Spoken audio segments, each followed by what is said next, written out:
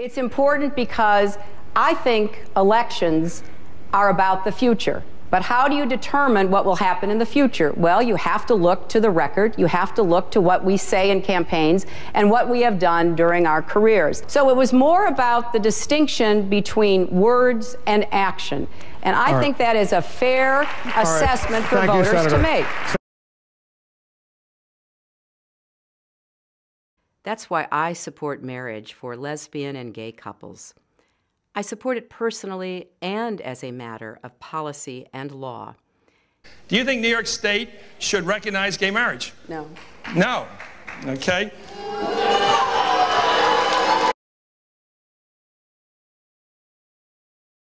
Take these people on. They are often connected to big drug cartels. They are not just gangs of kids anymore. They are often the kinds of kids that are called super predators. No conscience, no empathy. We can talk about why they ended up that way, but first we have to bring them to heel. We have to bring them apologize for mass incarceration.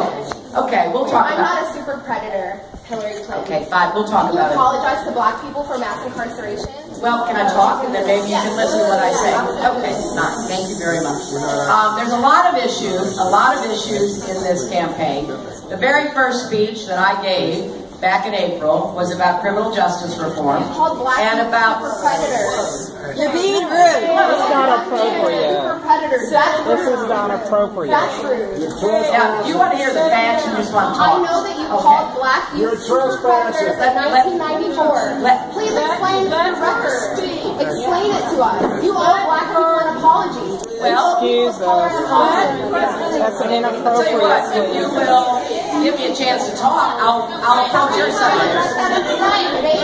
You know what? Nobody's ever asked me before. You're the first person to ask me, and I'm happy to address it, but you are the first person to ask me here. Okay, back to the issues. The issues that I think are important.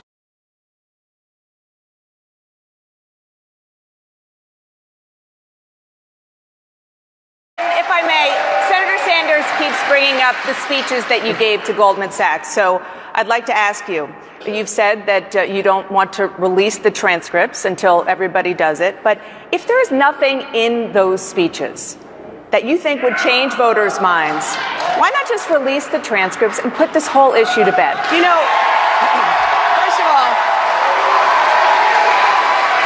all, there isn't an issue.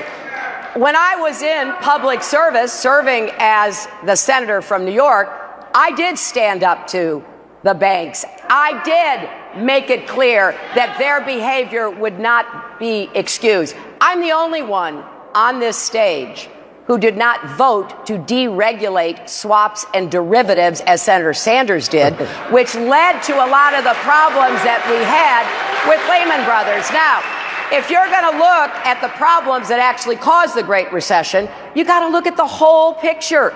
It was a giant insurance company, AIG. It was an investment bank, Lehman Brothers. It was mortgage companies like Countrywide.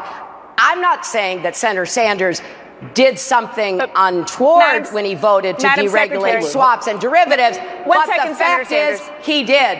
And that contributed to the collapse of Lehman Brothers, which started the cascade in the Great Recession. Senator Sanders, 1 second, please.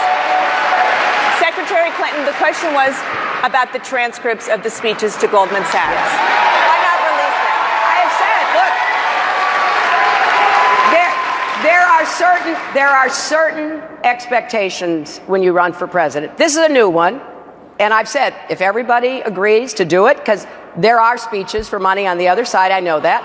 But I will tell you this, there is a long-standing expectation that everybody running release their tax returns. And you can go to my website and see 8 years of tax returns, and I've released 30 years of tax returns. And I think every candidate, including Senator Sanders and Donald Trump, should do the same. Secretary Clinton, we're going to get to the tax returns later, but just to put a button on this, you're running now for the Democratic nomination. Right. And it is your Democratic opponent and many Democratic voters who want to see those transcripts. It's not about the Republicans at this point.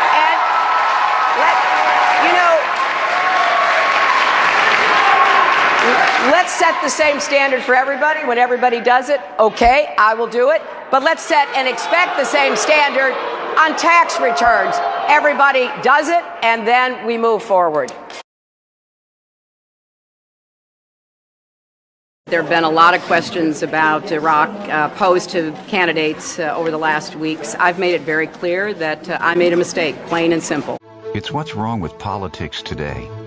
Hillary Clinton will say anything to get elected. Now she's making false attacks on Barack Obama. The Washington Post says Clinton isn't telling the truth.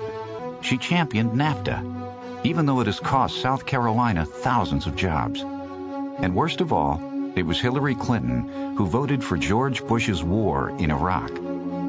Hillary Clinton, she'll say anything and change nothing.